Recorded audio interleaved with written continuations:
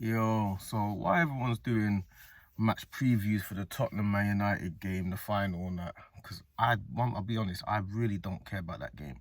I'm gonna be real. Like, I'm seeing Arsenal channels doing previews and all that.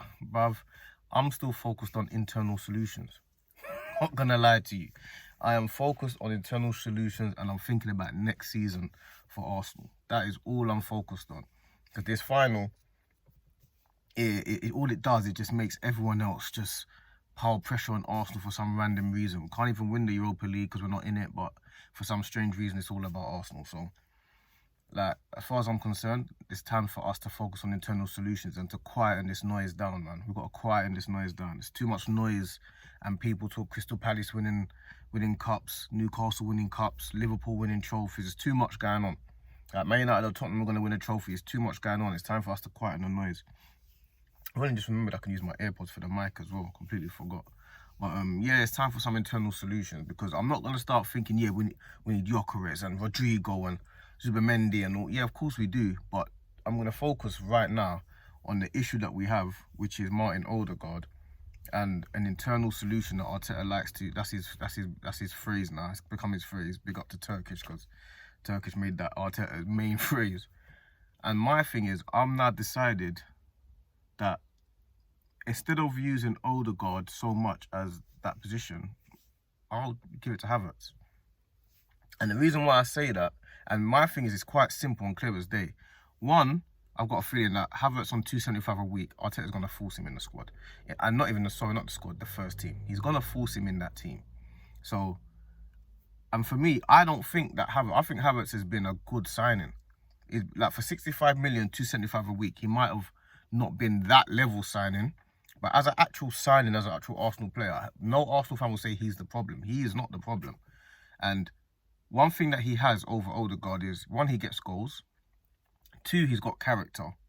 And three, he never, ever, ever hides. He's a real battler, this guy. So as far as I'm concerned, this is how I'm looking at it. If we have Havertz in the attacking midfield role, I think we're going to lose a lot of creativity because Odegaard's a creative player. So we're going to lose the creative aspect, but what we will gain is another player on the pitch that can score goals. So I'm kind of saying let's lose the creativity a little bit for players in positions that can get the job done and score goals.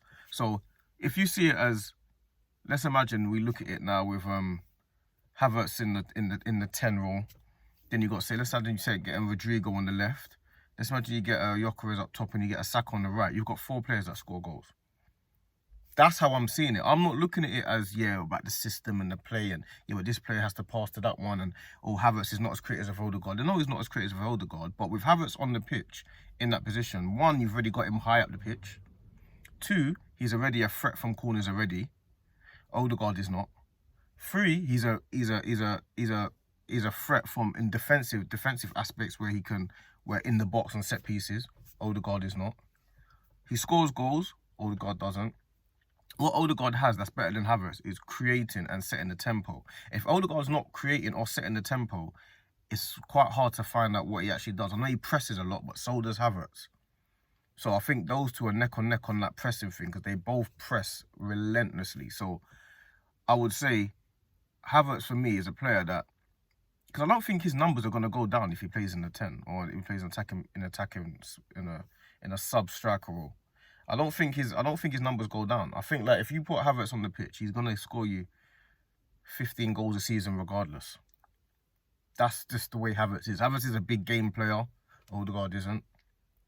Havertz is the type of guy that he's in and around it no matter what. He's the type of player. He's the type of guy that scores or assists almost every game. So every game he plays, he gets a goal. Or if every game he plays, he gets an assist. He's one of those guys. He's not quite at the Gyökeres and all them kind of numbers because Gyökeres and all them guys, they score. Gyökeres and them guys, they score in 2s and 3s. You know what I'm saying? How Haaland, Gyökeres, them kind of guys, they score 2s and 3s. Havertz is a 1 goal or 1 assist. Now, as a striker, might not be enough. But as an attacking midfielder, all of a sudden, you've got one of the best attacking midfielders.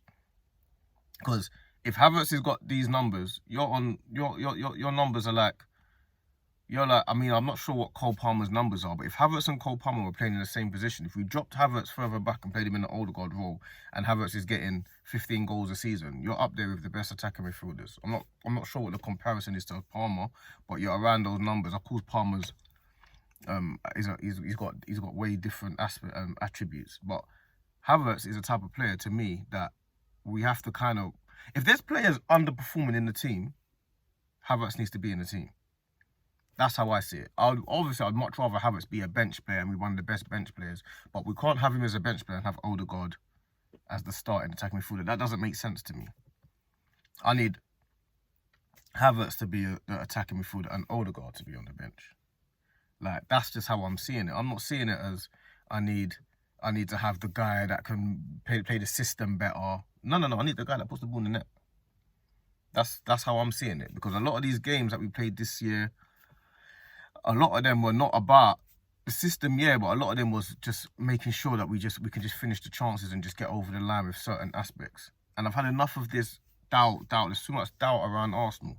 So I think Havertz is one of them players that will finish a lot of games off for us if we've got other players in the right positions. We can't win games because Odegaard sets the tempo well, unless someone else is finishing the chances. If he's finishing the chances, because Odegaard is an attacking midfielder that doesn't get goals or really any assists.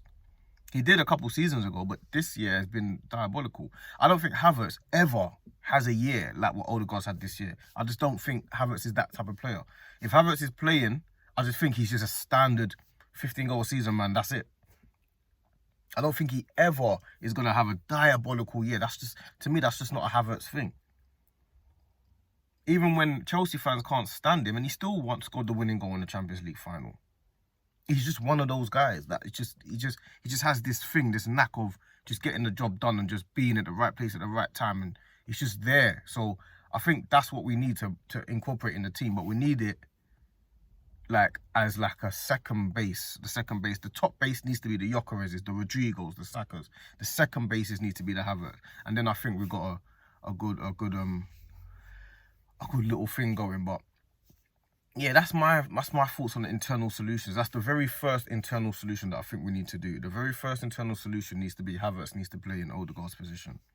We lose creativity, I'm sure we do, but we gain goals and assists.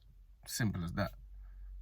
That's just how I see it. Well, we will lose creativity, but I don't know if I'm worried about that. How worried am I about that? I'm not sure. I don't know. I'm willing to risk it though, because I know we play against Man City, or we play against Newcastle, or we play against Liverpool. One thing I do know is, with Havertz in the team, he's going to be in and around the mix.